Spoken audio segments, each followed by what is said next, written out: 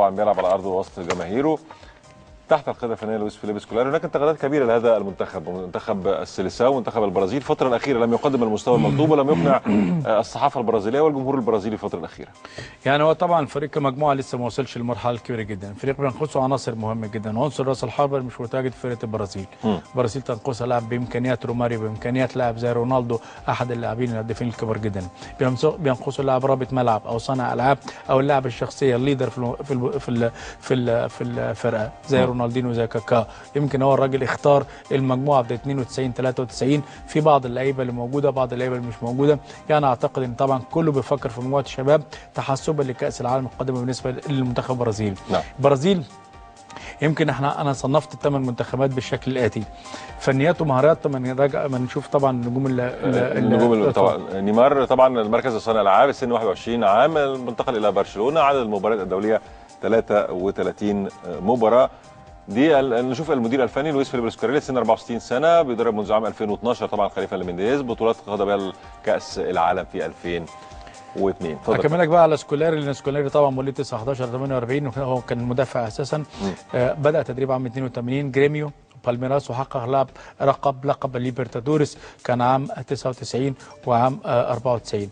المنتخب درب المنتخب 2001 وكسب مع كاس العالم في 2002 اليابان مع رونالدو المجموعه الكبيره جدا، وبعد كده درب في 8 نوفمبر بديل لمينيسيز. عمل 6 مباريات، 1 فوز 4 تعادل 1 هزيمه، ولهذا يتخوف كل عشاق الكره البرازيليه من المستوى العام للمنتخب البرازيلي. لكن منتخب عنده امل كبير وعنده طموح كبير وعنده مستقبل كبير جدا نظرا لصغر سن. لكن دائما وابدا بيعقدوا المقارنات بين البرازيل 2002 مع سكولاري والبرازيل 2013 مع سكولاري. نتكلم على 2002 كان كفايه عندك لعيب زي رونالدو، ده لوحده كان قطره هدفيه وكان من اللاعبين الممتازين جدا، لان ياتي في العالم لاعب بنفس الرؤوس الحربه اللي عنده امكانيات فنيه عاليه جدا وسرعه، يعني لاعب يمتلك المهاره والسرعه ومعدل احراز اهداف بالراس وبكلتا القدمين. فرونالدو موضوع تاني خالص، يتكلم على نص فرقه. بس يمكن المجموعه بتاعت البرازيل، المجموعه التيم وورك بتاع البرازيل مش موجود في الوقت الحالي. مع الوقت وبطوله كاس العالم للقارات بالنسبه للبرازيليين وبالنسبه للاقطاب الرياضه الموجودين في البرازيل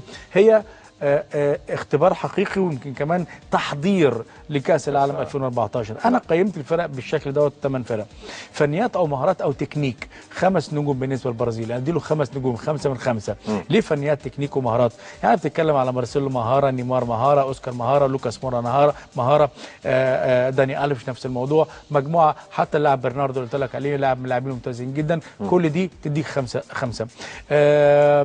الشخصيه، المنتخب البرازيلي ينقصه الشخصيه اللي موجوده في نص الملعب. لو تتذكر كارلوس دونجا لاعب عنده شخصيه عاليه جدا، كان يقدر يقود الفرقه بشكل كبير. لاعب زي مثلا قلب الدفاع اللي هو لوسيو لاعب برضه عنده قدره كبيره جدا على القياده والشخصيه. فانا مدي للشخصيه 3 نجوم بس بالنسبه لفرقه البرازيل، لان لا يمتلك اللاعب اللي عنده قدره شخصيه، حتى لو تياجو سيلفا او دانتي او باولينو برضه لعيبه اعتقد ان هي ما عندهاش الشخصيه الكافيه.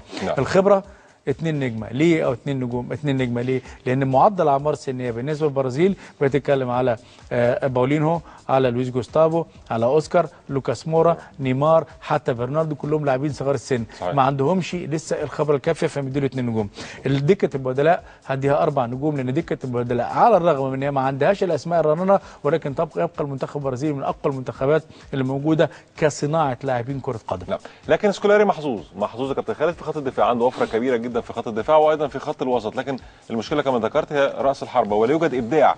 يعني هناك انتقادات على هذا المنتخب، لا يوجد ابداع في المنتخب البرازيلي كما كان موجودا سابقا في الثمانينات والتسعينات والالفينات. انت عارف يمكن حتى تاكيدا لكلامك حته خط الدفاع، ان اللعيبه بتوع الدفاع ممكن يلعبوا في اماكن كثيره جدا في خط الدفاع كمان في نص الملعب، زي ديفيد لويز اللي شفناه بالنسبه لفرقه تشيلسي، لاعب كلاعب ارتكاز، وممكن يلعب دانتي جنب تاكو سيفا لو احتاجه. عنده فرناندو لاعب ممتاز جدا كلاعب وسط ملعب بدل لويس جوستافو او باولينهو اللي انتقل لروما، يعني بنسبه 99% انتقل لروما الايطالي، لاعب عنده امكانيات عاليه جدا، كسبان بطوله العالم مع كورينثيانز البرازيلي هذا الموسم، لاعب لديه امكانيات ومواصفات ممتازه جدا. بيقول ان هو خليفه كارلوس دونجا، بس لسه صغير السن ما عندوش الكفاءه العاليه. لا. النقطه الاهم يا كابتن ان انت ذكرتها حته احراز الاهداف.